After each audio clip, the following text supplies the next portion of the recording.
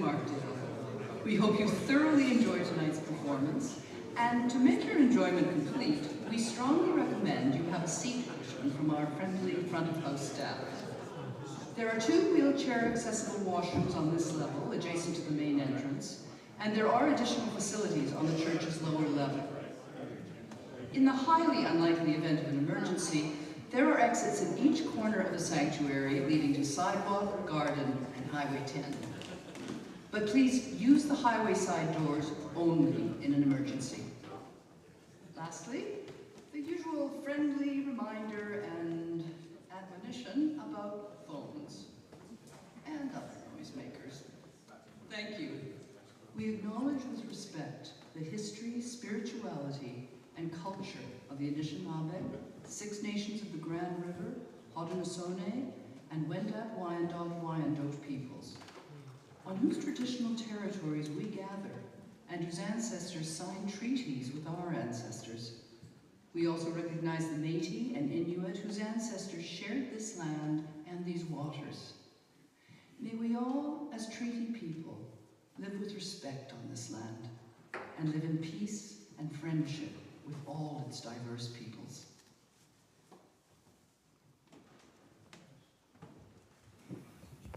Well, thank you, nice voiceover lady, wherever you are. And welcome everybody to what is the second to last episode in the Friends of the South Grey Museum Speaker Series. We have an astonishing guest with us tonight. I have a memory of sitting with my father-in-law on our deck in Markdale one warm, calm evening. He had spent 3 years as a lieutenant commander of a corvette, escorting convoys and hunting submarines across the North Atlantic. And on this particular evening, he surprised me by speaking of his time at sea. And it was something he rarely did, like so many veterans I know. At one point, he lamented the fact that only 1 year after the war had ended, the 111 Canadian corvettes had mostly been sold for scrap. He encouraged me to visit the last remaining corvette, the HMCS Sackville. It's berthed in Halifax Harbor. He wanted me to get a better understanding of his life as a young man on a warship. And then he told me to read Days of Victory by Ted Barris. So I'm paraphrasing here a bit because it was a long time ago, sometime around 1997. But my father-in-law said, he writes these stories about what we did in the war. Real stories from the horse's mouth. Very personal and pretty sad. And this part I do remember. He said, all those kids at the bottom of the ocean, no graves.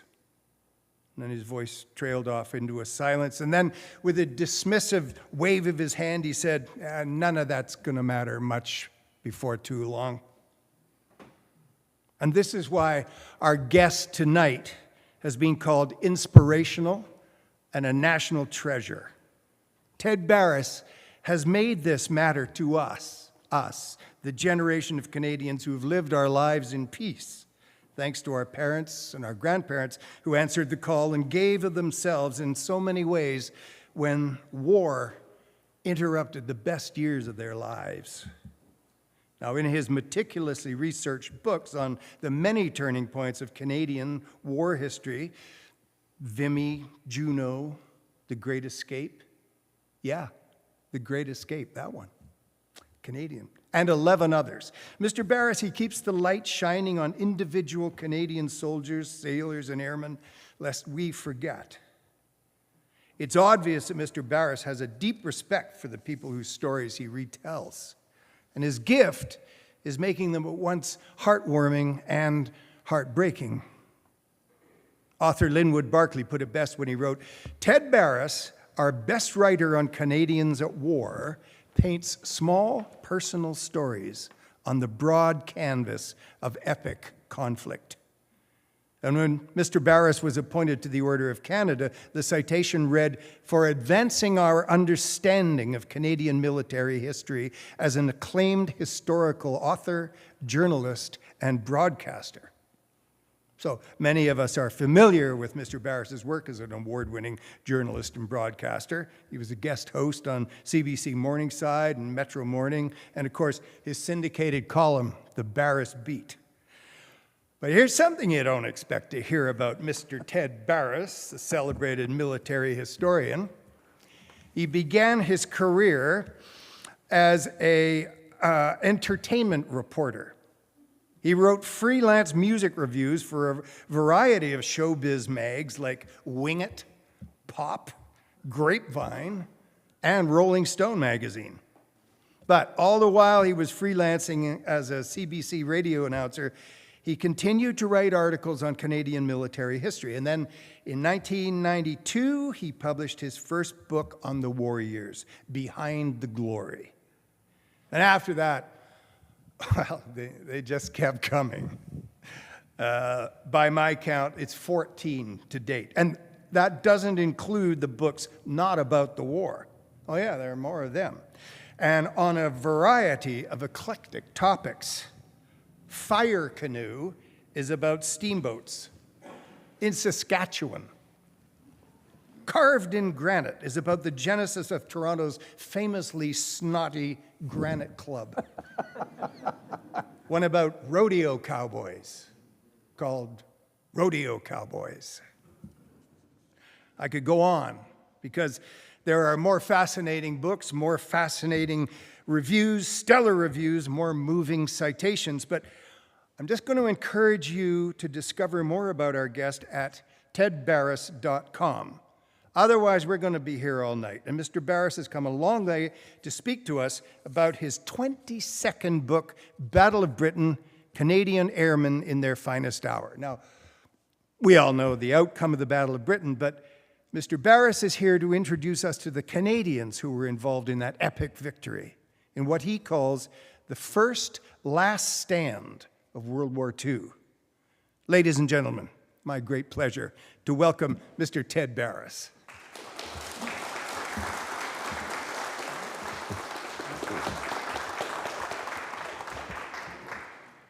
Jeff, first thing, I'm not Mr. Barris. That was my dad. So you and I have to work on a first name basis, okay? Got it, dude. But I have listened to many introductions, but that was the best. Yeah, I agree. Thank you so much. And thank you for coming. And we're all going to have to get together to make sure we stay warm. With apologies, I know that that Tim and Dave and the rest of the crew were trying to get the furnace going today, but it didn't work out. So we're going to have to warm each other up, and I'm going to try to move around to kind of keep you that way. What a lot of work that went into that, and I really, honestly appreciate the effort you've gone to write that introduction. It was really comprehensive and fascinating to listen to, and I kept thinking to myself, is that me? I'm very fortunate to be back here, thanks in large measure to my dear friends Jane and Barry Penhale, who are the organizers of this great series, and we owe them a lot for bringing historians and others here to talk to you.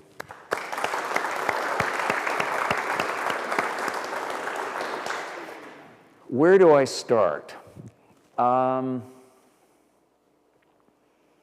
wanted to make a comment in response to your reminiscences of your father-in-law, because you had what a lot of us wish to have, and that was a window into a little bit of that military history that most of us, I think I've heard it a dozen or 15 times today from the audience. Dad never talked about it. Mom never talked about it. They never talked about it. And perhaps it's the gift of my being a stranger in their lives that allowed some 6,000 or so veterans to talk to me over 50 years of doing this. I had that rare moment with them that they sensed their vulnerability wasn't on parade, that if they broke down and I joined them breaking down, it wasn't going to be seen by a son or a daughter or a brother or a sister. and that I would pack up my tape recorder and I would leave and it would be done. And they knew that they had done their part in sharing the history. So that was a rare moment, and you've captured it beautifully, to know that he had shared with you some sense of his duty, his service, his sense of loss, and his sense of frustration that maybe he'd be forgotten. And that's why we're here, is to make sure that they aren't. So thanks, Jeff. That's great. All right. About 5 years ago, a friend of mine who was a spice salesman traveling across the country happened to be in town. He lived in Port Perry, I'm in Uxbridge, and we were sharing some moments, and we were looking ahead to the year 2024, knowing that it was the 100th anniversary of the Air Force. And I said to Jeff, I said to this friend, and Mike Perry, you've traveled the country, you've talked to as many Air Force people as I have. He used to go as a spice salesman, dropping into Winnipeg or Edmonton or Vancouver or St. John's, and literally go to Air Force personnel he knew and ask them to talk to him. He wasn't looking for trinkets or medals or, you know, flight logs or anything like that, any sort of memorabilia. He was simply interested in hearing their stories.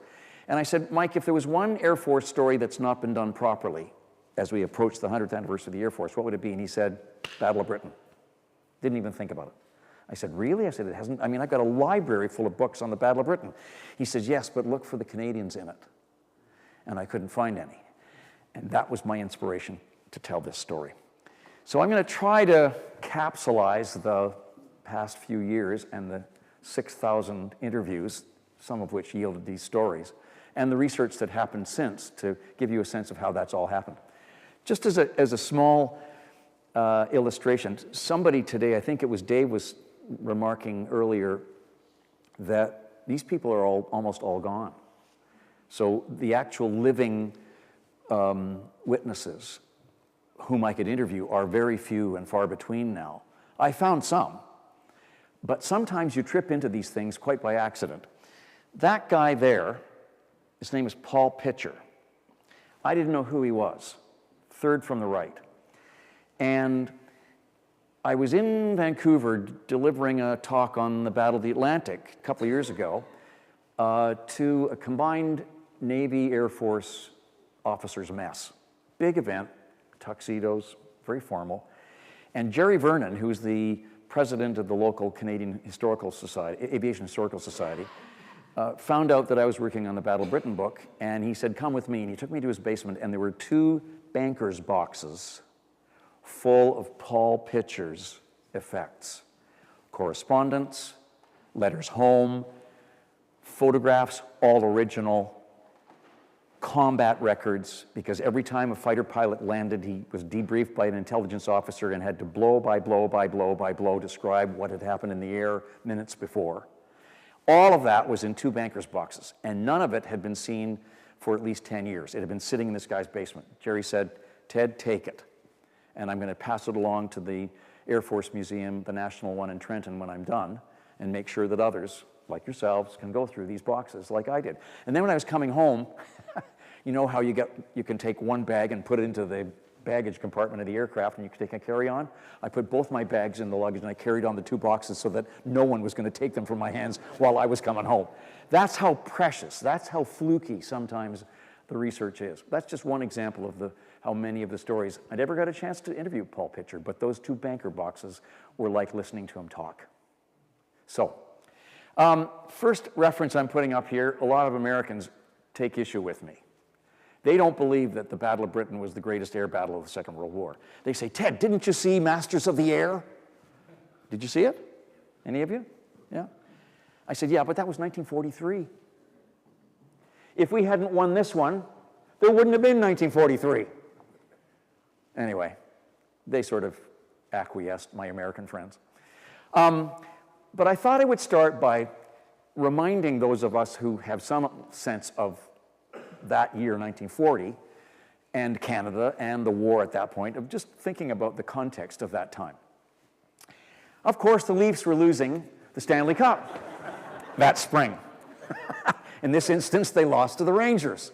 But that same spring summer, this guy, Ernie McNabb, who was an athlete himself, a boxer and a football player, was on his way across the Atlantic with the 1st Canadian Fighter Squadron from the RCAF. We'll get back to him later. Oh, but the reason he was a boxer, he grew up in Rostern, Saskatchewan. I worked in Saskatchewan for many years. So that's why I wrote the book about the steamboats. And his dad was an elevator operator, you know, the big old, beautiful old grain elevators. And McNabb, Ernie, used to go to school, on Sunday school on Sundays, and the parents forced him to wear the McNabb kilt. Naturally, he took some ribbing. The first guy who ribbed him punched him once, and that was the end of it. So Ernie became a boxer after that. Anyway, we'll get back to Ernie later. That same summer, William Stevenson, man called Intrepid, was using the pinched Enigma machine that the Poles had delivered to him in the 1930s to begin to decrypt German messages, which are encrypted by that machine. And the reason I mention the Poles is because this guy, Johnny Kent from Winnipeg, not Polish, but he ends up as a flight commander in the RAF number 303 Polish squadron. So that's the reason for the Polish connection. We'll get back to him later too. It's an extraordinary story. That same summer, in Quebec, women had finally gained the right to vote in a provincial election. You had the franchise, and I can see women shaking their heads in the audience. I agree. What was wrong with them up to this point? In any case, women had the franchise federally, but not in Quebec, provincially. At the same time, this woman, Elsie McGill is her name, was smashing glass ceilings before we even used the term. And we'll come back to her. She was important in the delivery of engineered fighter aircraft to the Battle of Britain. How many have heard of her? I thought not. Oh, 1, 2, 3. Oh, good. You probably have the coins, right? Oh, good. Well, we'll find out more why you know later. But don't give away the story yet. Also that summer, thousands of children were being put on passenger liners because the Blitz had happened, and these children were being shipped to Canada for their safety. And so they were all being taken across the Atlantic by guardians, some parents, and obviously the ship's crew to make sure that they were safely delivered to Canada. Meanwhile, going the other way was Jim Bird's, and he was taking his crew, a crew of ground crewmen, aeromechanics and fitters and riggers and instrument technicians, so that the aircraft that the Canadians were flying in the Battle of Britain would stay airborne. So he was taking his flock, and the British were taking children across the Atlantic the other direction. These are all samples of Canadians in the Battle of Britain. There are many more. We'll get to the numbers in a minute. But more context. This is a famous political cartoon that was published in the Evening Standard in 1940 by David Lowe. And it pictures London very much, or Britain very much alone. In fact, that's the caption. It says very well, alone. And it shows this British soldier on the southern shore of England facing the armada of German bombers and a tempestuous sea, because Britain was indeed alone. Why? Well, Hitler had walked into Poland in 1939 and occupied it. And then in the spring of 1940, occupied Norway and Denmark the same way. Then following the phony war, Blitzkrieg brings the Germans into the Low Countries, the Netherlands, Luxembourg, and Belgium, and on into France. And we're dealing with the evacuation of all those Allied troops, tanks, infantry, Air Force, Navy, out of France through Dunkirk and other French ports. 335,000 lives were saved in the evacuation from Dunkirk, and as much as that was a victory of human lives saved, it was indeed a loss because we left equipment, radar, technology that the Germans got by blowing through France as quickly as they did, and the air crew were simply saving the planes they escaped in to get back to England. And we'll come back to that point again later. But England was very much alone, and that political cartoon captures that moment, I thought, beautifully. Here's a bit of a clip from a documentary which, again, paints a bit of a picture. Should be some audio there, and there isn't. Okay, Tim. There we go, thank you. July 1940. The German armies that have conquered Europe are preparing to cross the English Channel and invade Britain. But But to win the Battle of Britain, the Germans must have command of the air. They must destroy Britain's Royal Air Force. With no air force, Britain will be defenseless.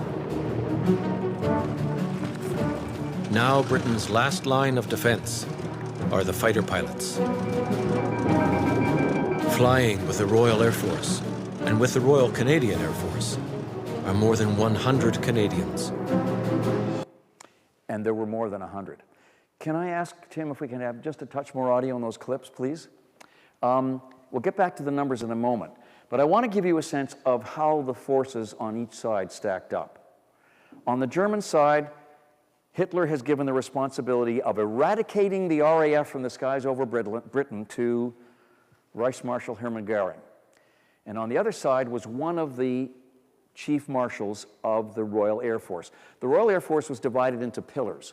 There was Bomber Command, there was Coastal Command, there was Training Command, there was Fighter Command. And Fighter Command was headed by Air Chief Marshal Hugh Dowding. Now, you might wonder why, from that last clip, fighter aircraft were the only defense of Britain at that moment.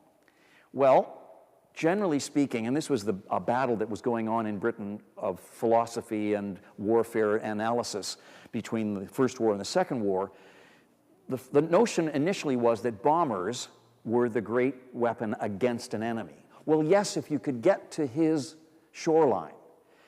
The other way, with bombers coming at you, the only defense against them were the fighter aircraft. And Dowding fights through the 1920s and 30s to make sure that if war was coming, that the numbers of fighters and the pilots ready to fly them was increasing constantly, because they would be the only defense against the German bombers. The Royal Navy had its own job dealing with the U-boats in the North Atlantic and defending merchant shipping around the English Channel and so on. But the true defense of Britain fell to the fighters who would fend off the German bombers. And Dowding has that responsibility, and he has 48 squadrons with which to do it. I remind you that each squadron had 12 operational fighter aircraft in it. So that one squadron of RAF fighters, 12 to 15 aircraft, if you have that many in addition, would be fighting as many as 100, 200, or 300 German bombers at once. That was the defense that the fighters had to provide. On the other side, the Luftwaffe had 5 air fleets, which means they had 1,100 single-seat Messerschmitts, Stukas, and so on, and the British had about 750 Spitfires and Hurricanes. The Germans also had 1,380 bombers. The British had some bombers too, but they were not nearly as effective. So in effect, the Germans outnumbered the RAF 3-1, without a day of the battle having been fought yet. Hitler tells Göring, I want the skies eradicated of the RAF. Göring says, I can do it in 4 weeks. What he didn't realize was this wasn't just a skirmish. This was a siege. And it was many more than 4 weeks before the battle was over. It was 113 days, from July the 10th to October the 31st. An all-out siege. And that's one of the reasons that the Luftwaffe lost it, is that they kept changing their tactics all the way through it, not sure how to handle a siege like this, not given the fight that they were by the RAF. So you got roughly 3 bombers or fighters on the German side for every British fighter throughout the battle. The last thing that Hugh Dowding wanted was what's called a battle of attrition, meaning that in the battles between the German fighters and the British fighters, they get one, we get one. They get one, we get one. If that was the way the battle would go, very quickly the RAF would have been right out of the picture. He didn't want his fighters to get sucked into dogfights with the Messerschmitts, because it would become a battle of attrition. The job of the fighters was to attack the lower flying bombers, to destroy their formations, knock down as many bombers as he could, deflect them away from population centers, RAF bases, radar towers, manufacturing plants all across southern England. The idea was to keep the losses down and keep the bomber formations broken up as much as possible. Am I making myself clear? Okay, I'll get into this a little more detail as we go along. Okay, so that's roughly the game plan here. Hitler has told Goering he wants to, on or about September the 15th, with the skies devoid of the RAF, launch Seelohe, Sea Lion, the invasion of Britain, with 260,000 German troops, 30,000 vehicles, and 60,000 horses, and they plan to occupy the outskirts of London within 3 days. And that would have happened if they had erased the RAF from the skies. If you have a copy of The Rise and Fall of the Third Reich at home, I have one in my library, about 3/4 through the book, use the index, and you'll find the entire battle plan of what Seelohe was supposed to do. For example, when the Germans occupied Britain, every male of military age would be shipped to the continent to become forced labor in the munitions plants in occupied Europe. That was the beginning. It wasn't the Holocaust, but it was close. Read it and you'll get a sense of what the plan was. Now, Dowding has 48 squadrons, 750 aircraft. His job is to come up with the tactics to defend essentially the heartland of Britain's population, air bases, manufacturing plants of bombers and Spitfires and Hurricanes, and radar centers. And he decides to do it by spreading the 48 squadrons like a veneer across the entire South. In other words, we didn't have huge pockets of squadrons all together, although you could see they were reasonably close together. The idea was to give some protection to everybody. The theory was that, in his mind, some bombers will always get through. If they could prevent as large a number as possible from getting to those centers, deflect them, destroy their formations, whatever, that was the idea. So bombers are going to get through, but if we could diminish the numbers, the damage would be decreased. Make sense? That was his plan. He didn't get agreement from all of his squadron leaders going down through his middle and lower management, because some commanders, including a man I'll refer to in a few minutes, believed that just the opposite should have been done in terms of tactics, that they should have clumped together large numbers of the squadrons to make 12, 24, 48, whatever, aircraft attacking those bombers to have greater impact when the formations were met in the air. However, if those who suggested that those big wing ideas, many squadrons together, what if you went to the wrong place and the bombers weren't there? Then you're leaving other parts of the South completely open to attack. That was his theory, and that was his tactic. And he was the commander. Okay. One of the things that Dowding had in his back pocket was something called chain home radar. These towers were located, 53 of them, along the coast of Scotland, the east coast of England, and across here on the south between England and France and the Channel. And these essentially were sending out electronic beams and then bringing back echoes, which were read on cathode ray tubes in shacks at the base of the towers by Women's Auxiliary Air Force personnel. Their job was to read the cathode ray tubes, and the eyes of the RAF, in effect, delivered a sense of where the formations were coming from, the bombers coming across the Channel, right? Flying here, wherever. They could see out to sea. They could see the size of the formations, the altitude, the direction, and a sense of how fast they were traveling. And that information was passed along to all the little sector headquarters inland where there were plotters, laying out the battle on maps in each of these squadron or sector headquarters. There was one in Uxbridge, there was one in Stanmore, there were a number of them. And these plotters, the women who are working these tables, are delivering on the maps wooden markers for inbound bombers and wooden markers for scrambled squadrons to meet them in the skies. And the reason that the Germans perhaps lost this battle was they underestimated the value of this system. When I mentioned a moment ago that Germans flooded into France and found themselves amid all the Allied equipment, tanks, aircraft, and radar, they sensed that from their examination of British radar left behind, because we left so quickly, getting out of France in June, they determined that the radar that the British had was insufficient, that it was not very efficient. And so they dismissed it. And so they dedicated one day in the entire 113-day Battle of Britain, one day to attacking the 53 towers.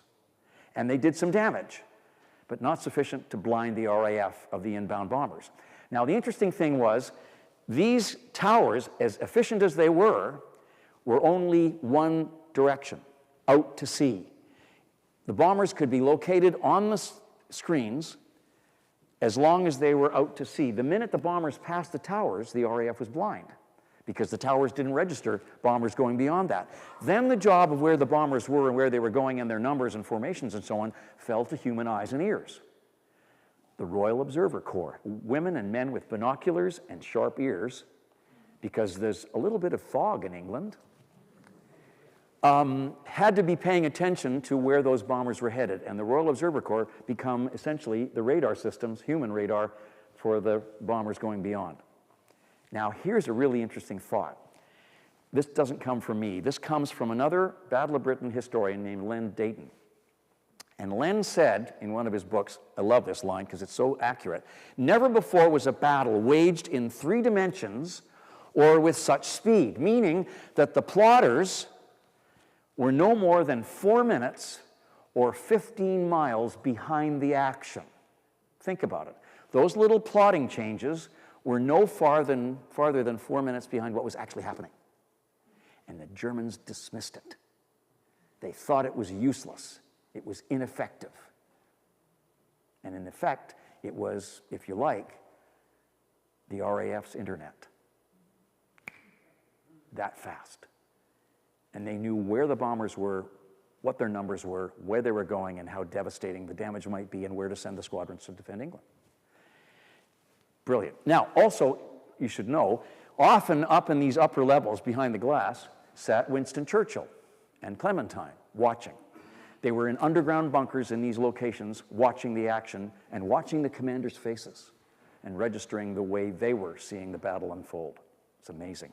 And some of that information comes across in the references I use in the book.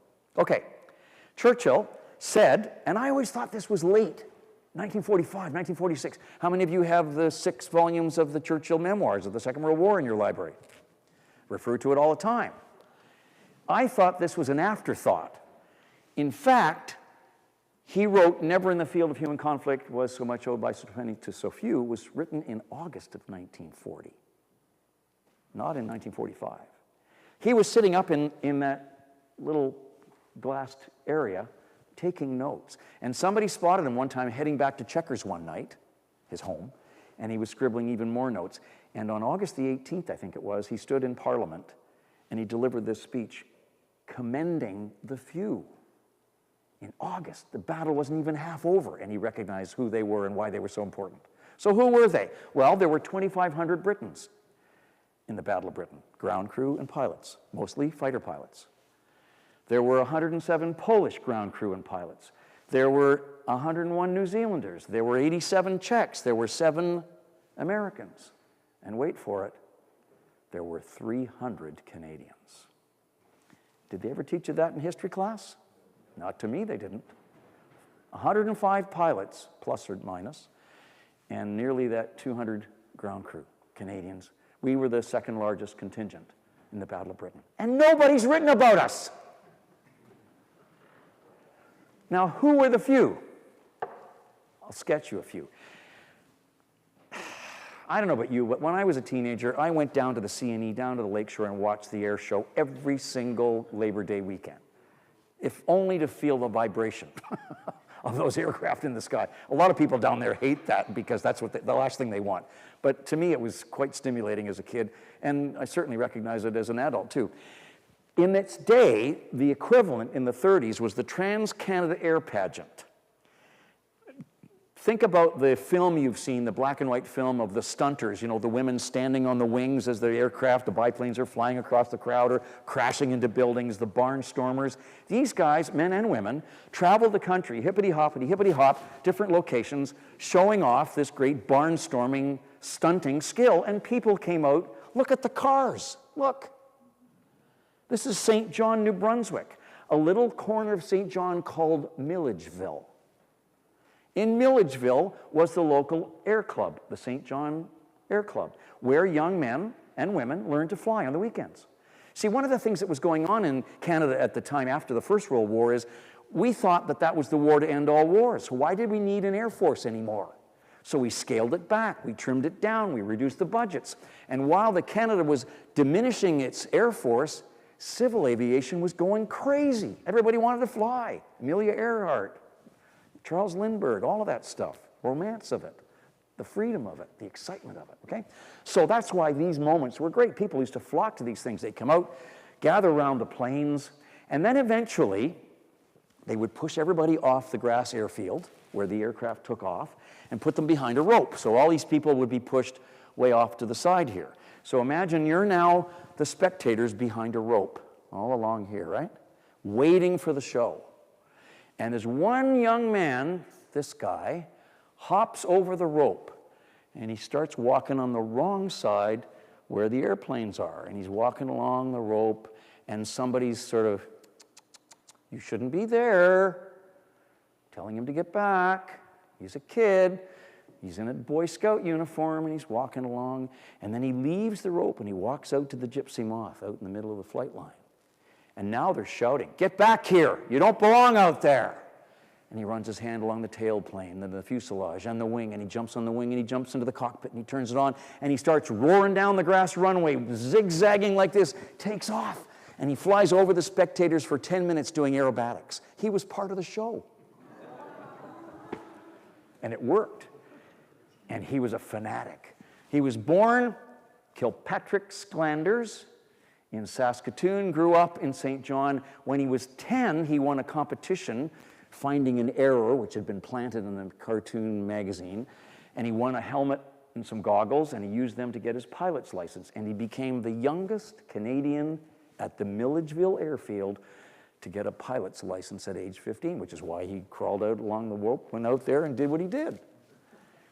And then he uses the gypsy moth from the Milledgeville Airfield with a buddy of his in business. They rent it, and they start distributing flyers, flying over St. John. You know, maybe Barry's got a big auction sale going on selling books. And they were throwing leaflets out the window or out the aircraft, or there's a big sale going on. The problem was the flyers kept gumming up the tailplane and they nearly crashed a couple of times, so they stopped that. But then he's looking farther afield, Pat Sclanders is, and he becomes a really interesting part of a wave of interest in aviation in Britain. While we were scaling down our Air Force in the 1930s, the British were getting ready for war. They knew it was coming. And so they offered airmen, like Sclanders and anybody else in the Commonwealth who had a private pilot's license, a chance to become a member of the RAF. It was called the Direct Entry Scheme. If you've got a private pilot's license, come to England, we'll test you to see if you can make the grade as a military pilot, and if you do, you automatically become a commissioned officer in the Royal Air Force. In 1935, if I haven't got a job and I got a private pilot's license in my back pocket, boy, would I go after that. And 118 Canadians did that. Jumped on cattle boats and got to England and somehow got a chance, once they passed the physical and all the rest of it, to get into the RAF. They got a commission. And the flip side of it was the direct entry scheme was a short service commission of 6 years service back to the RAF. Well, now do the math. It's 1935, 6 years later, you're front line in the Battle of Britain, and you're a Canadian. Okay? Problem was, he got sick once he got into the RAF. Got ulcers. He came home to St. John. He survived on writing magazine articles for those same magazines that he loved as a kid. And then when the war breaks out, he tries to get into the Finnish Air Force because they're fighting the Russians initially. And then when that doesn't work out, he tries the Royal Norwegian Air Force. They're getting overwhelmed by the Luftwaffe. He doesn't get there in time. Then he joins the French Foreign Legion, and he gets trapped in France just when everybody's evacuating in June of 1940, and he's running for his life back to England. What a life this kid's had, and the war's barely into its first year. And he happens to come back to England after having fled France, as everybody else did, and he ends up in a squadron, number 242, All-Canadian Squadron. And here's how that squadron came to be. I told you that 118 Canadians scattered into the Air Force, the RAF, through the 1920s and 30s, mostly the 30s.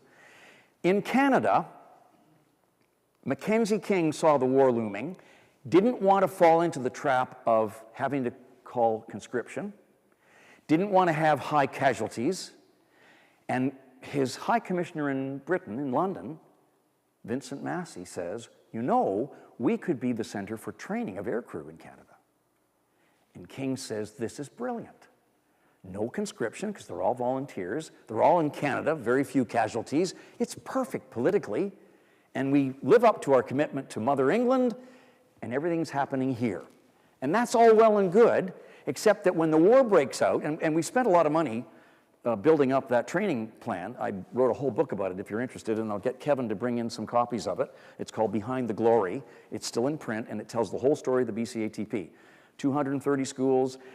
Anybody guess how many aircrew we ground out in 5.5 years of training here in Canada? Anybody guess? 100,000? 225,000 aircrew we trained in Canada. Anyway, it's a perfect political out for King. Until the war breaks out and the RAF says, we want an all-Canadian squadron in the RAF because we are a Commonwealth. King says, we're up to here in debt with the training plan. We're not going to send over a squadron. And the British say, well, there are some Canadians in the RAF. Why don't we gather them all, plunk them in an orphan squadron, number 242, and we'll call it an RAF all-Canadian squadron. That's what they do. And that's the squadron that Sclanders ends up in. Now, by coincidence, they were, before Sclanders gets to them, they were among the aircrew that fled from France. So they left half of their planes in France.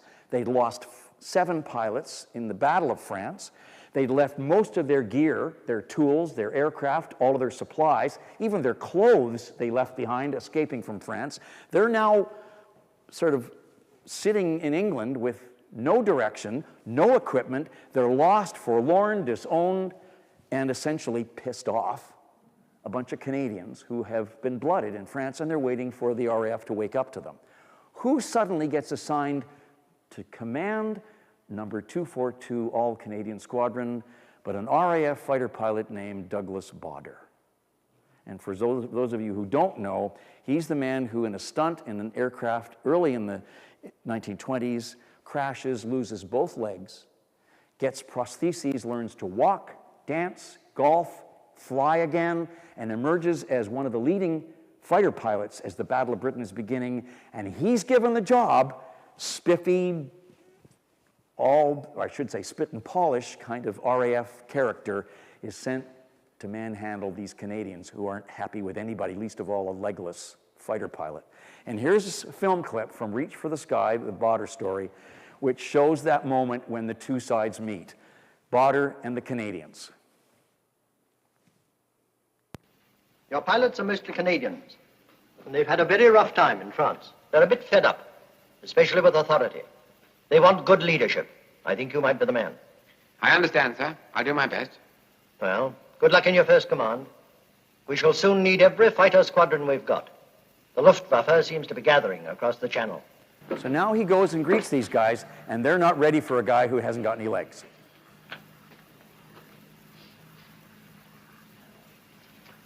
Who's in charge here? Who's the senior man? Isn't anyone in charge? I guess I am. What's your name? Turner. Turner, what?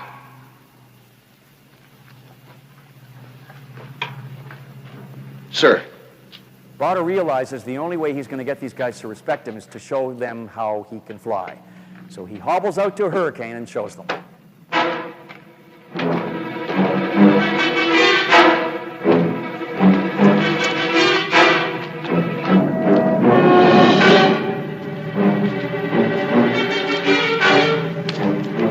Start her up. Come on, jump to it.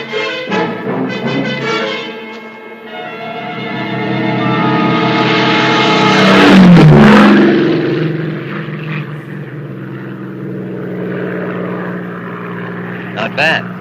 Not bad at all.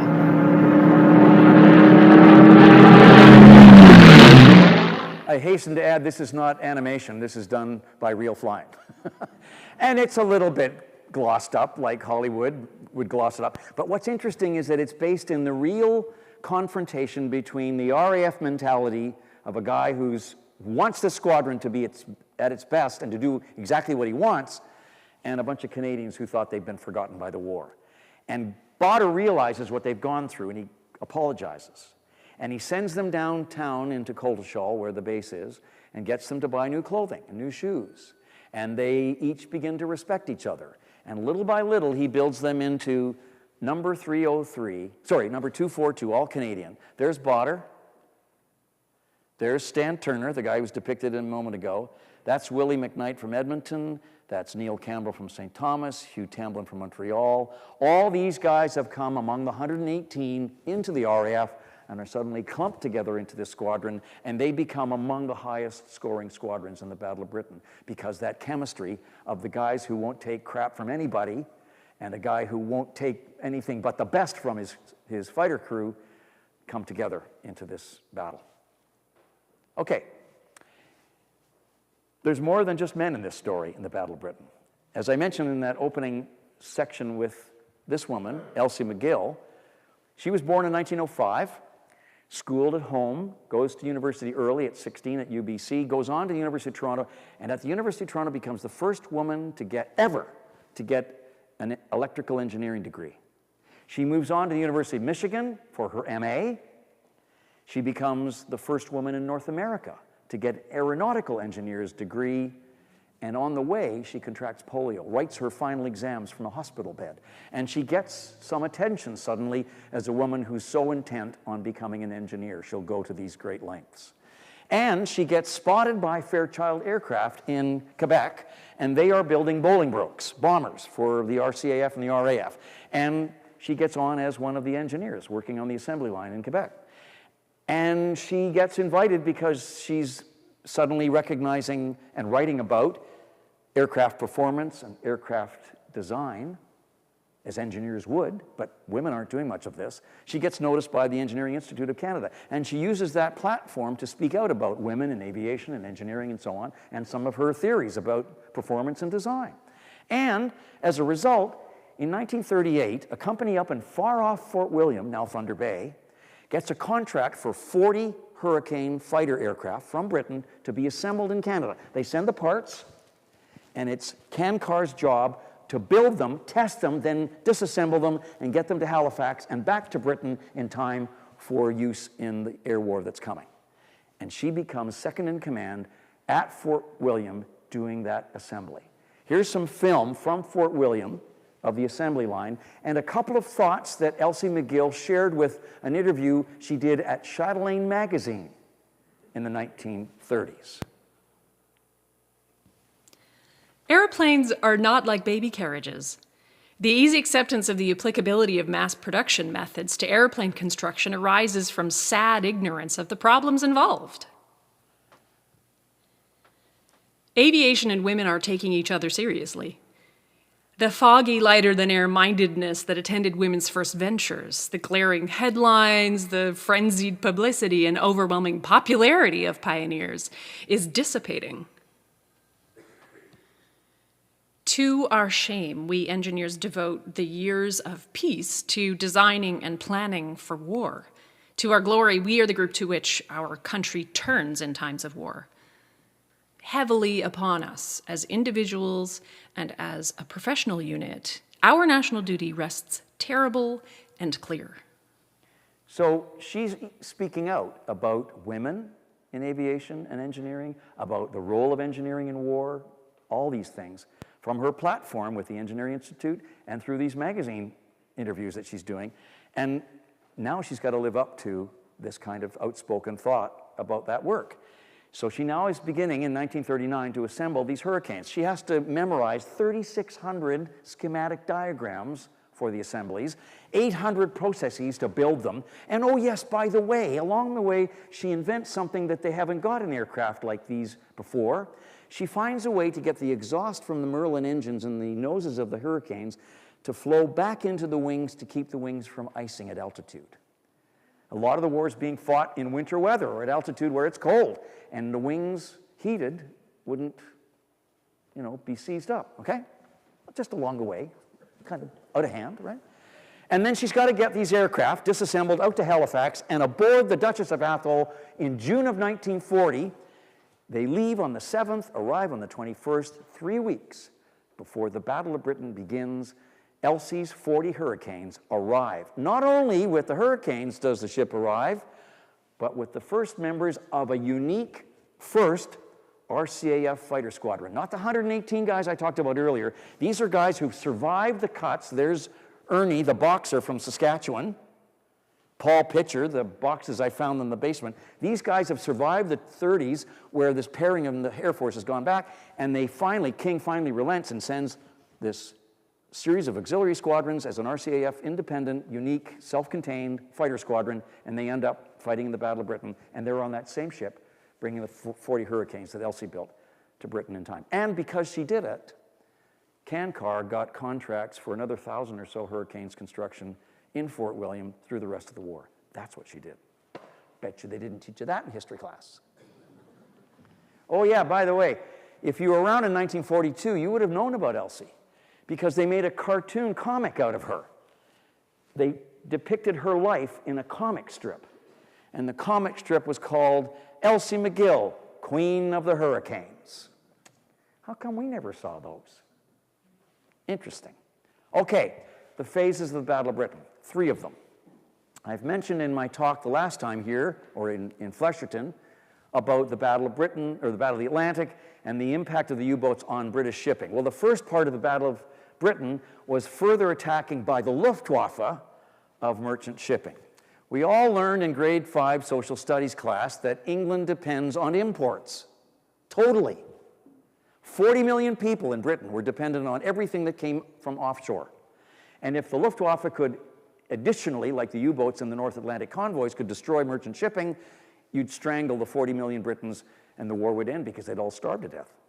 That was the first phase. Then on August the 12th, the shift away from the shipping, because they've done a lot of damage to it, focuses in Eagle Attack, or Adler on Griff, on the RAF bases in southern England, the manufacturing plants, the radar towers for one day, and population centers.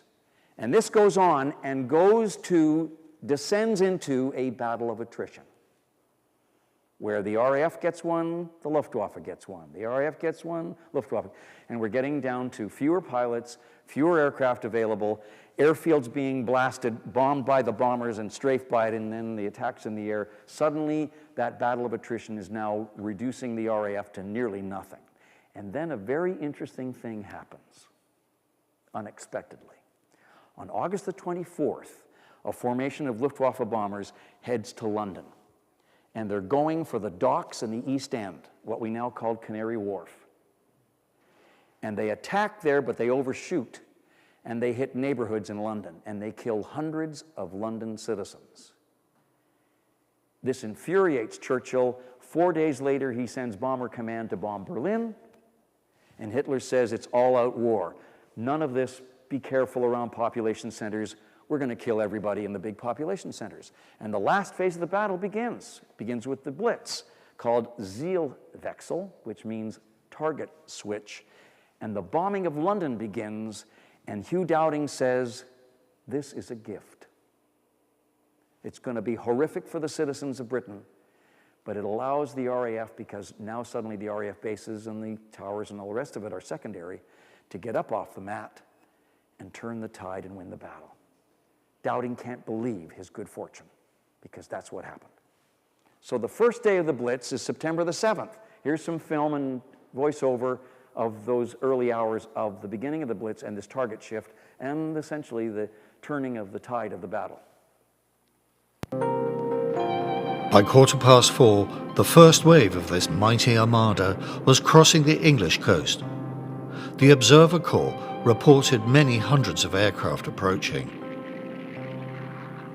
By 5:30, the first aircraft were over London's docks and the workers' houses in London's East End.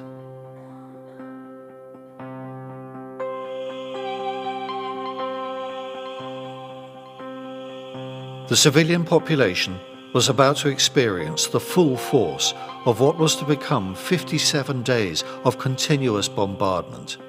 The Blitz had begun. For the next 2 hours, the bombs rained down. Incendiaries were dropped to start fires and illuminate the target for other aircraft armed with high explosive bombs designed to blow buildings apart. Some were fitted with delayed action fuses, timed to kill and injure civilians and rescue workers as they cleared the wreckage. But there was more to come. At 8 o'clock, the sirens wailed across London once again. The bombers were coming back, over 300 of them. For hours, they pounded the docks and surrounding areas.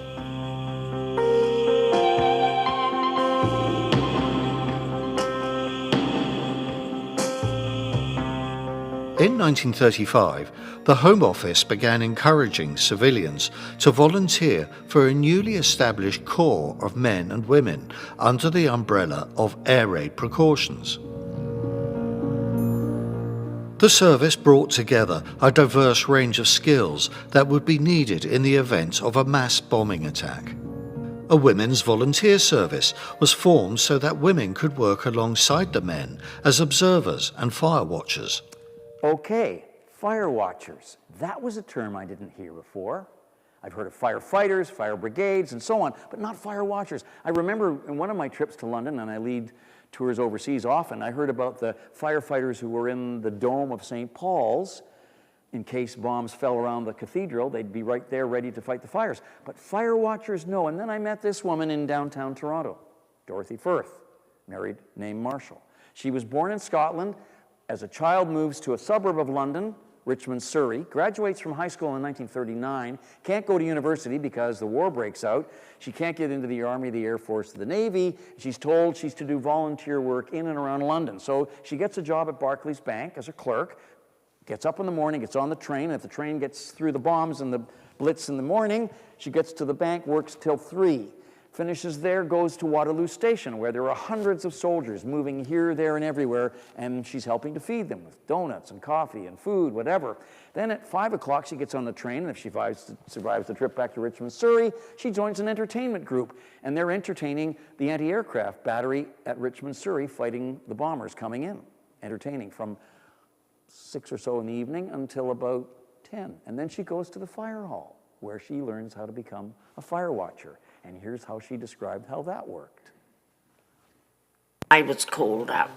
So that became a very important duty to the authorities of where you lived. So it was called up for Richmond, Surrey, of that area. And so you went on your duty. They gave you this dreadful uniform I told you about. Serge blue, maybe white shirt, although in the fire department, and a jacket, tin helmet, gas mask, lisle stockings and black shoes. We would arrive there, and of course the firemen, you know, they'd probably had a rotten day or something, and they just sort of said, well, you do this and you do that. And there was the bucket and the sand and the shovel. And whatever you were told to do, you did. The whole idea was that if there were any incendiaries, that you put them out with your sand and your... But you never knew, you see, if the siren would go off. And it was always a nasty sight, a horrible feeling when the siren went off, because you never knew how fast the Germans were coming. What did the incendiaries look like? Well, they just came raining down like water, pingo, just lighted, little. But from what I can remember, they just came down like in a shower. That's right, like flowers just in, and they could start a fire anywhere. Of course, they were aiming for houses. What were you supposed to do as you faced those incendiaries? What was your job? Well, try and put them out. Well, I wasn't very good at that. But I got the water going and everything. But I really wasn't a very good firefighter.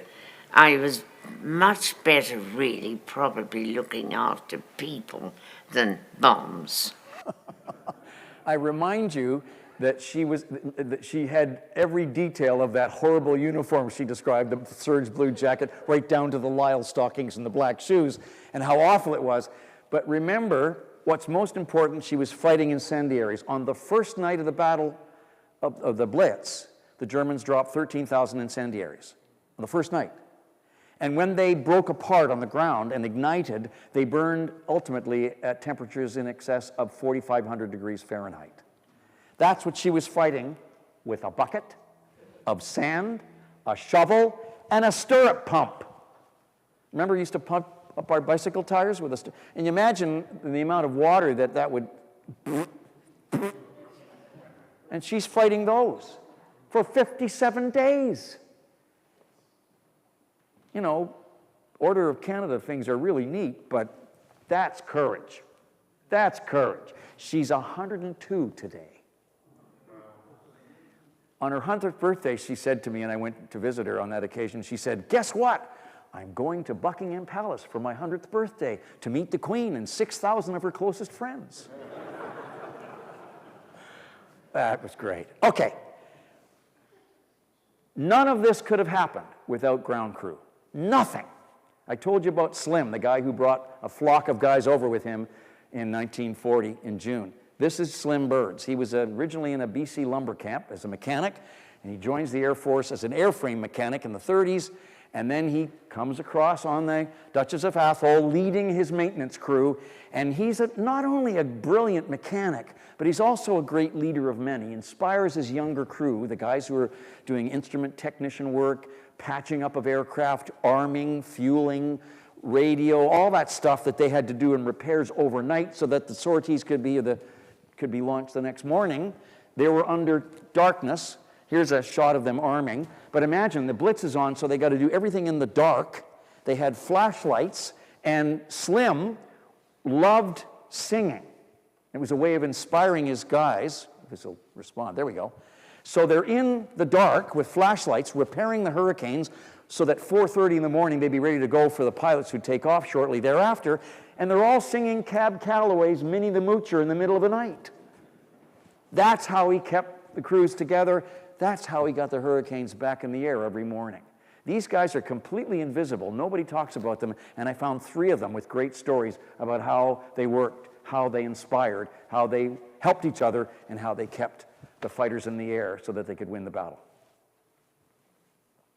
Oh yeah, Ed Reno, in Memoir I found, he talked about the Slim. He said, "Slim Birds has more creative talent in his hands than any man I ever knew." Between the pilots and the ground crew, there was no tighter arrangement and friendship. Okay, climax of the battle is Battle of Britain Sunday. All these attacks are now happening in the cities, and now the RAF is switching its defense instead of all the RAF stations and the towers against the cities. They're trying to protect the cities. And the climax happens on September the 15th, and Butch Barton is there. He's from BC. He used to get on a steamboat, speaking of steamboats, he'd get on a steamboat in Penticton, go down Lake Okanagan down to Penticton to go to school. And then he responds to the direct entry scheme as a young man, goes overseas, gives his 6-year service, puts him right in the middle of the battle, and he's with 249 Squadron. And he remembers vividly the night before the 15th, which is this climax, when both sides threw everything at each other, the Germans and the RAF. Here's the way he remembers that. One day, we were told, "This is your last day.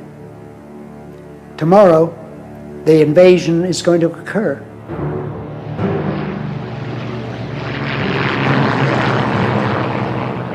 Well, that was not very encouraging. Holy Christmas. We've come this far, and this is where we are. We did everything to get at the enemy quickly.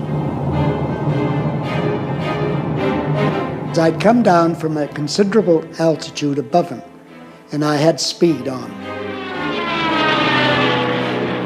At that time, he turned then and turned to fight, and I had a great difficulty in getting behind him again. Every time I closed up with him, he turned to fight. He climbed up into a cloud, and he thought he was going to be safe. It was just great. When I came out of the cloud, there he was in front of me. And that was his bad luck. Now, when you're doing research on dogfights, you got to know what the heck you're doing and how they all worked. And one of the things I learned, I didn't realize was a problem. Do you remember what he just said? He said, I had a lot of difficulty getting behind him. The most vulnerable part of a fighter was its tail section, because there was no gunner in it. And so if you got behind your enemy, you had a chance of hitting his engines or his fuel tank and blowing him out of the sky. The problem that the Spitfires and the Hurricanes had early in the Battle of Britain, because they were early editions of the aircraft, they did not have what's called today fuel injection. They had carburetors, which meant that they responded, not always positively, to gravity. So you throw a Spitfire or a Hurricane into a steep climb or dive or bank or a roll, and gravity is going to pull the fuel out of the tank or out of the fuel line and away from your engine, or flood it if you dive. So in order to get behind his enemy, he had, and this was a technique that Boddard discovered and mastered, you threw the Spitfire or the Hurricane on its back as you're making that maneuver, and it kept the fuel in the lines so that you could continue the maneuver and move in behind the enemy aircraft and get a shot at them. In the meantime, while they were inventing these dogfighting aerobatic techniques, an engineer named Schilling came up with a device that they planted in the fuel lines. It was like a little washer. So it restricted the fuel flow through the fuel line so that in a climb or a dive, less fuel would escape and thus not leave the engine without fuel, or less fuel would flow into it to flood it. This little washer saved people's lives. The person who was Schilling, the engineer, was a woman in the RAF. And forgive me, in the church, I swear that this was known as, the woman's device was known as Miss Schilling's orifice. That's what it was called. And it saved hundreds of lives. Okay, the man who got hooked up with the poles, Johnny Kent from Winnipeg, joins the flying club, one aircraft, one air hangar. Connie Johansson is his pilot instructor, who's a First World War flying veteran. Thought his first solo was a god-awful one. Didn't think he'd ever try it again, but he did. And he gets license number 919, which interestingly illustrates that Kent got his pilot's license in his day, in the 20s, before Billy Bishop did in the teens. He was that good, ultimately.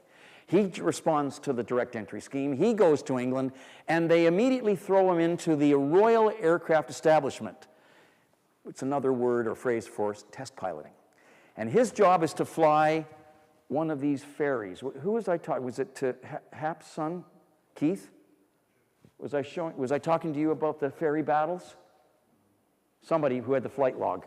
Anyway, this is like a ferry battle, only it was a P-434. And this was his aircraft for test flight. And what he had to do was to test the efficiency of tethered barrage balloons.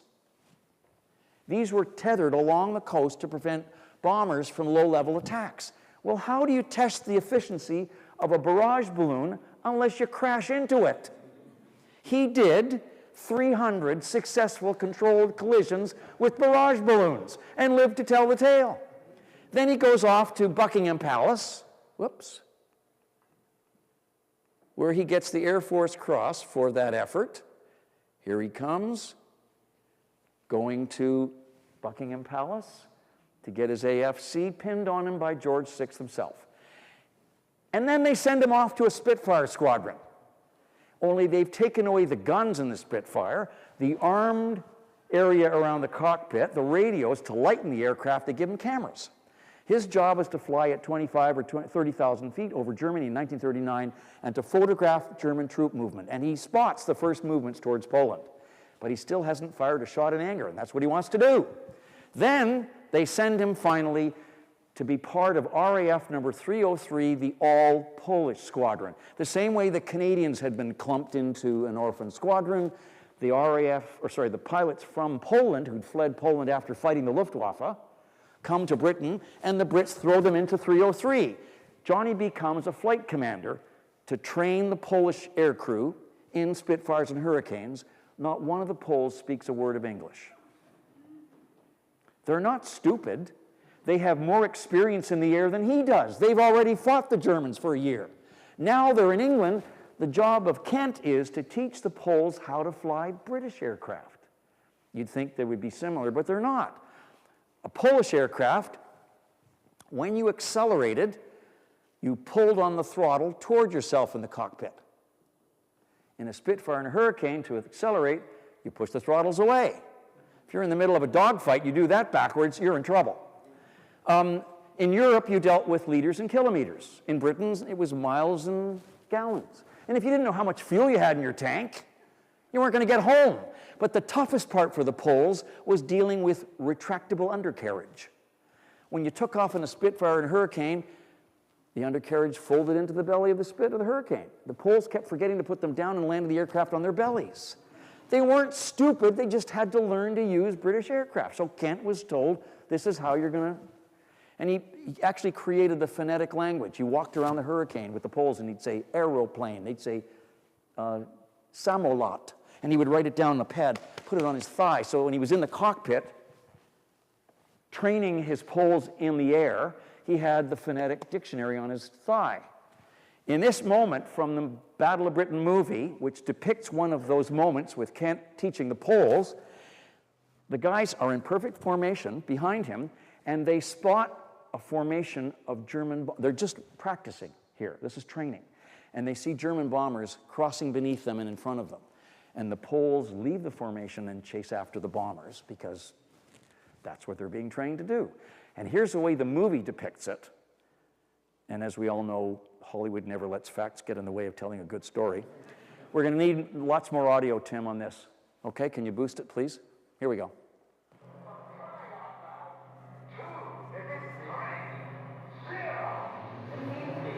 Away they go.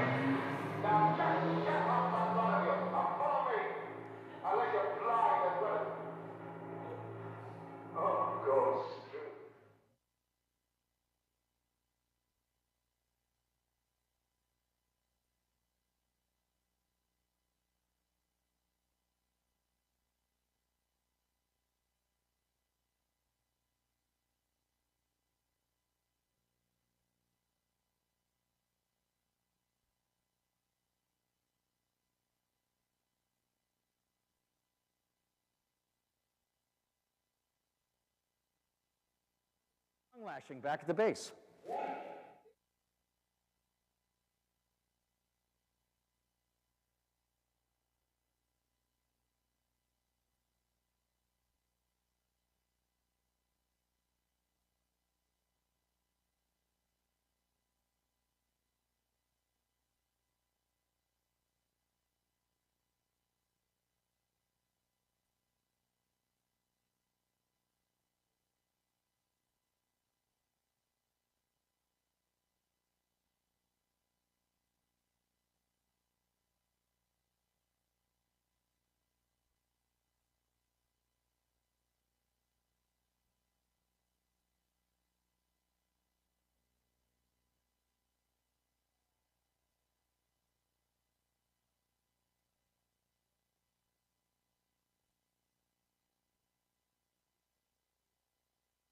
Of making fun of the Poles. And so the movie makers decided to make fun of the Poles. What actually happened was, Kent was up with the Poles, they spotted the German bombers, they radioed Kellett, the squadron leader, asked permission to leave, got permission, shot 2 down, came back to the station, and Kent wrote to Keith Park and said, our squadron is now operational. It was a Canadian who understood the Poles were ready. It wasn't that they were being ridiculed and, oh, by the way, you're good enough to get into the battle. That's the way it actually happened. And the interesting relationship between a Canadian and the Poles in this squadron creates just as powerful a chemistry as Douglas Bader and 242 All-Canadian, because these guys turned out to be the highest scoring squadron in the entire Battle of Britain. They shot down in 42 days, mind you, not the 113 days that everybody else had. In 42 days, they shot down 126 German aircraft. The highest scoring squadron in the battle. Quick footnote. All these guys, the Poles, were aces. The only one who wasn't was Johnny Kent. In other words, they'd shot down more aircraft than he had, and he was leading them. And Kent, in fact, is chasing a Messerschmitt sometime in August across the channel. Problem that the Germans had, once they got over England, they had a limited amount of fuel to deal with. They could dogfight with the RAF, but then they had to race like hell to get back to France because they're running out of fuel. One's racing back to France. Kent follows him, tries to shoot him down, then he's suddenly bounced by another Messerschmitt. This guy comes out of nowhere, Henneberg, draws off the one Messerschmitt so Kent can finish the kill. They go back to the station. Kent says, "Thank you, Henneberg, for drawing off that Messerschmitt." Henneberg says, "There wasn't one, there were 6. That's how good these guys were. And here's the ultimate insult. In 1946, when the British decide to have a victory parade on May the 8th, everybody's invited except the Poles. Why?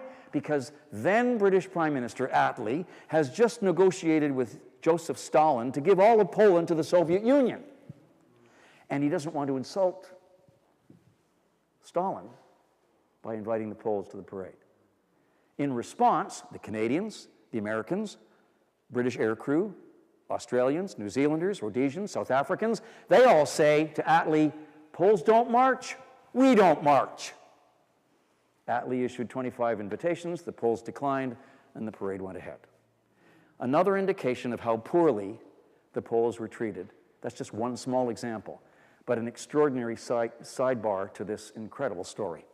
And finally, the thing I like to end with is the great relief on the side of the Thames of the aircrew, the fighter pilots coming out of the dispersal huts. I think probably some of you have seen it. And the names of all those who participated, 2,937 Allied aircrew, and the 544 who died, including 20 Canadians. And in response, they shot down 2,600 German aircrew-ish. But of course, the irony is that the battle was in July, August, September, and October of 1940. There were still 1,749 days of the war to go. So in a way, the Battle of Britain sort of disappears into the rearview mirror because there's much more war to go. But I keep coming back to Churchill's line, never in the course of human conflict was so much owed by so many to so few. Why is that important? Because to me, it's important to remember the Canadian few. Thank you.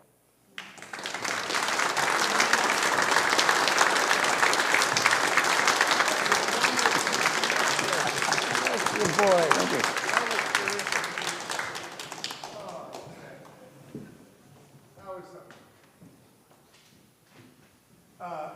By the way, the reason I have a microphone is not so that you can all hear me so much, is because we're recording this event as well.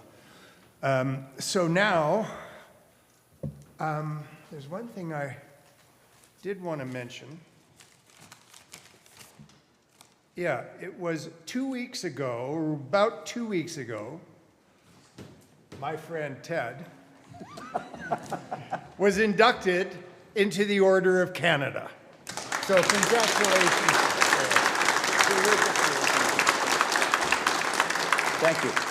And thanks for bringing us closer today to a very pivotal time in our lives. And it's going to bring a new meaning to this Remembrance Day for me, and I hope it will for you too. Anyway, now questions? We're going to take questions. We have some time. It's also a little nippy. Feel free to stand up, shake yourselves, move closer to your partners, get yourself some warm tea or coffee if you like. Ted has graciously agreed to answer some questions. So I'll try. You can do it. Anyway, yes. You mentioned that, if I remember the movie right, doesn't he get shot down, becomes a German prisoner? That's right. They drop the legs to him? Yes. The question was, The Germans take the legs away from questions about Douglas Bader. And the beauty of this story and the Canadian connection with Bader means that I can tell a little bit of his story. In fact, I've already told some of it in The Great Escape, because he ends up at Stalag Luft 3, but he's such a pain in the ass, excuse me, that they move him to Colditz, and he's such of a pain there. Eventually, they do drop new legs into him, because the ones that he bails out of the aircraft in are decrepit. And finally, they exchange him back to England in a prisoner swap, because he is such an irritant in occupied Europe that he gets, you know, sent back to but his story is extraordinary. But I think the connection between him and the Canadians is interesting. I mentioned that Dowding's tactic was to spread the resources thin and to keep as much protection for as much of the South as possible evenly spread. Bader believed that the larger expanded squadrons, not just one, but 3, 4, 5 of them, would have bigger punch to knock out more German aircraft. And there was this battering of heads at all levels, because Bader kept pushing to have that. And he had his chance on a number of occasions, and they delivered. The Canadians and the what was called the Big Wing, many more squadrons, they delivered. But there was always the danger, and Johnny Kent points it out in his memoirs, that there were problems between, interestingly, there were problems between squadron radios between the Hurricanes and the Spitfires. They weren't always on the same frequency, so they couldn't radio to each other, and they had to go through the ground controller. One occasion, he's with another squadron, they're within eye shot, and he sees this massive formation and assumes that the other squadron he's with, in a semi-big wing, will go after the bombers. They completely lost them in the clouds. Kent was left with a smaller squadron to go after the bombers. Clearly, the big wing didn't work. And that was the problem. It wasn't always a surefire way. So Bader's story is threaded through the whole book. But I don't take you into the prison camp again, because that's not part of the story. I've already done that one. Yeah. Other questions? Ted, Barry. the woman that you interviewed that was so delightful, who thought she was a poor fire watcher, she's still living, you said. When did you first catch up with her? When did I first catch up with Dorothy Firth? Earlier today, I was sitting over here at the table signing books, and I got a phone call from Terry Beecham. Terry Beecham is Dorothy's son-in-law, and he was wondering what I was doing tonight. I told him, and I said, I'm about to talk about your mother-in-law. Terry, if you are familiar with the name Beecham, it's a tailoring name. Beecham Tailors in Toronto. Anybody know Beecham Tailors in Toronto? Yeah. It was started by his grandfather, or maybe even his great-grandfather, and Terry married Helen, Dorothy's daughter, and they said, you know, you might want to talk to Dorothy because she's got some stories about fire watching. And I said, fire watching? What the hell is that? And so I went and I found out, and I talked to her originally about 3 years ago on audio tape. You and I know how intimidating a camera can be for a subject. So I went with an audio recorder so that we could get used to each other. Then when we hit it off so well, I thought, boy, I got to go back and use a camera, and I did, and caught some of those great moments that she's describing, not only being a fire watcher, but being an entertainer, and how she ultimately runs into a Canadian tank commander named George Marshall. She marries him, and she comes to Canada as a war bride. Great story, and she's still sharp as a tack. Anybody else? Yeah. Buzz Burling, did he fight in the Battle of Britain? Buzz Burling did not fight in the Battle of Britain. He came later. Ace pilot, he made his fame in Malta, which was later in 41, I think, 41, 42. And he was an extraordinary fighter pilot. In fact, my dad and I interviewed the Days of Victory book that you referred to. Dad and I co-authored the original book that came out in 1992. And we interviewed Scott Young, the famous Globe and Mail sports reporter, who during the war was with the Royal Canadian Navy. And Scott interviewed Burling because he was first given a job as a PR writer for the Army and the Air Force. And he went out to interview Burling after his episodes in Malta. And he came back to Britain, and they were running him through some upgrading in Britain. And Scott looked at his records from his shooting records, because he would be up every day, and they'd publicize the records of the fighter pilots in the air. And Scott said to him, Buzz, how come your scoring rates were so good on Monday and so poor on Tuesday? He said, well, on Monday I was shooting the way I wanted to do, and on Tuesday I was shooting the way they wanted me to. He was a maverick. He had a ricochet shot. Yeah, well, and he also, it's called leading the target. I mean, I'm not a hunter, but you do that when you're, shooting skeet or birds or whatever. He had a mystical ability and an eye for that, as did some of these guys. Yeah. Why? Because they were prairie kids. Ernie McNabb was a killer shot because he grew up on the prairie shooting gophers. And several others. So, and that allows me one other thing to say. And this kind of came about, I was doing an interview with Peter Mansbridge about a month ago on his podcast. And the last question he asked me was, what did the Canadians do in this battle that makes them stand out? And I thought about it for a second, and I thought, well, I could say they're more courageous than the others. They were, had that kind of Canadian attitude that, damn the torpedo. No, I didn't want to. What they gave the battle was a personality that brought the kind of lives they'd lived in Canada to the battle. Quick story. Ernie, who survived all the cuts that the Air Force was making in the 30s, rises to the top, is assigned the job, among other things, he was leading an auxiliary squadron. He was given the job of leading the RCAF aerobatics team in 1938-ish. And they were flying what were called Siskin fighters then. These were almost biplanes, smaller lower wing, but they looked like biplanes. And they were leading edge fighters until the Spitfires and Hurricanes came along. So the Canadians got a bunch of Siskins, and the Canadian aerobatics team, Ernie and two guys, Harding and McEwen, got two Siskins, and they were asked by the CNE in 39 to come to the air show because they'd invited the Americans in their Curtiss Hawks to do a demonstration. And we didn't want to leave the RCAF out of it. So they invited Ernie and Harding and McEwen to join the picnic. So Ernie says, what the heck are we going to do that's as spectacular as the Americans? So they took the three Siskins up. I think I may even have it in here.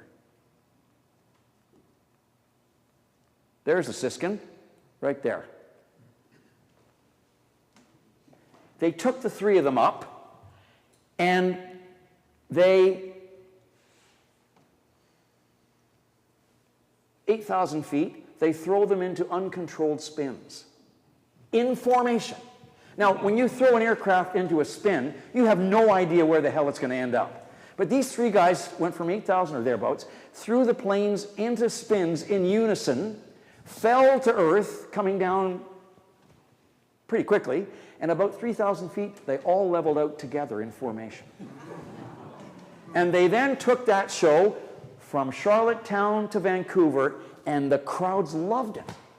And he said finally that only he and Harding and McEwen were stupid enough to try something like that, but it worked. But the reason for the story is, when you do that as a pilot trainee or a young aviator, what you're doing is learning how to get out of a tough spot. And all the RAF books they trained with in Britain had them flying in tight formation together. It had to be neat and tidy and perfect. If you fly in formation with one guy leading and you're on the side of each side of that one aircraft, you're not looking for the enemy, you're looking at the guy beside you so you don't fly into him. Well, how stupid is that? So Ernie learns how to come out of dives like this or spins like this. That clearly was making him much more qualified for dealing with the potential of killing yourself in these things or being killed. So what I was saying to Peter was, these guys brought a personality. They brought their lives to the story of the Battle of Britain, and their experiences, their life experiences, trained them almost as well or better than the book did so that they survived, I think. Anyway, I got off on a tangent. Anybody? Yes? Is there any talk about the Germans brought in the BF-110, how absolutely clumsy it was in the air. The BF-1, I think it was like 90 minutes they had it over Britain. Less than that. It was about, they had about 70 minutes. 70 to 90, yeah. I don't get, I avoid some of the rivet counting that gets me into. It's fascinating. But what's important is that the reader knows that the air time over Britain is limited, and I make that clear. There's another moment, again, on experience. One of Ernie's flight mates was a guy named Gordon McGregor. And McGregor and his wing, one time in the middle of the Battle of Britain, suddenly come across a bunch of Me-110s, the aircraft you just mentioned, and they're flying in a defensive circle, which means that the tail gunner in the Messerschmitt 110 and the front gunner, that the gun that the pilot had, protected the entire circle. The only place they were vulnerable was on the inside of the circle. So Gordon led his entire squadron right down through the middle of the circle and destroyed as many aircraft as they could, because they couldn't shoot at each other. They'd be shooting at their own aircraft. So they were using incredible tactical ingenuity to fight the battles as they arose. And without that sense, without that not innate sense, but I think experiential sense, they couldn't have done as well or defended the skies as well as they did. One other question back there. Yes, ma'am. This is being recorded. How do we get a hold of all of your talks? We've heard 3 of them, but do you have all of them? No. On YouTube? Or No. why not? I'm a broadcaster, and I would love to do that, but one of the you're going to have to forgive me. I'm letting a kind of a professional secret out. I forgive me, all you broadcasters out there. When you record it and put it on the internet, why would you come to a church in Markdale and watch him speak when you've seen it on YouTube? True, but sometimes people can be seduced into thinking, well, I saw it on YouTube, I don't need to see it. And that's a fair evaluation. And it's much more fun when I can see the faces and respond to your questions, and you can give me the energy that feedback provides and give a better performance and make you go away feeling a little bit prouder than when you came. Couldn't agree more. Great stuff. Thank you, Ted. I hope you'll stick around. We have some door prizes, 3 of them. I'm going to ask you to draw the winning numbers of these door prizes. We're going to have the best friends of the Friends of the South Grey Museum, Steve and Catherine Plenner, come up. Yeah, get up, shake it around a bit, folks. It's getting nippy. And here comes the first draw for the first prize. Is a donation from Ted Barris, a copy of a book he wrote. Oh yeah. What else? Battle of Britain. It's not a YouTube video, I'm afraid. And the winning number for that is 030444309. We got a winner. Thank you. Now the second prize, this is a good one. Donation from Artemisa Cheese and Fine Food Shop. Thanks, Gary Acona, for this one.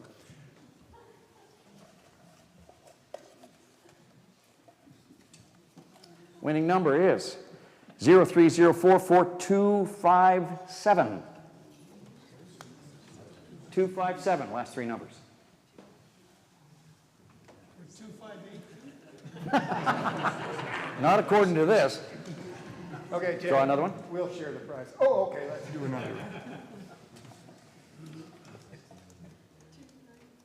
Okay, number here is 03044295295. 295. No, it was the other guy. Oh, that's great. And now, finally, the third prize is a book donated by himself, the Venerable Barry Penhale.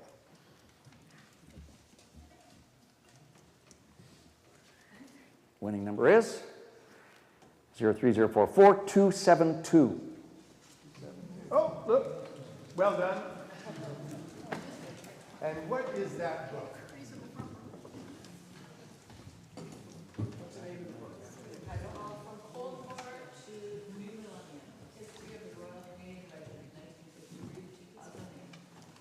Very nice.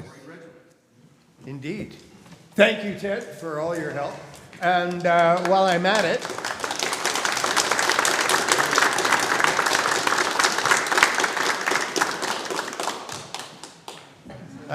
I didn't win. But I do want to stop and thank Highland Grounds. Everybody knows Sean and Renee. They're always at these events bringing us fabulous tea and coffee, and tonight's no exception. Very grateful to them always for that kind of work.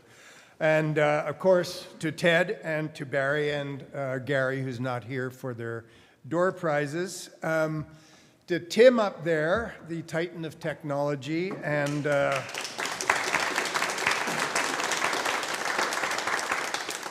one of the founding members of Middle Grey Events. So we thank Middle Grey Events as well for organizing, overseeing this event here at Annesley United Church. And of course, we thank the Friends of the South Grey Museum for making all of this whole series, there's one more to go, but for making it all possible.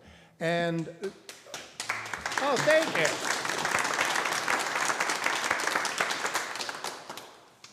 And the Friends of the South Grey Museum's best friends, that would be Steve and Catherine Plenner, the workhorses of this organization.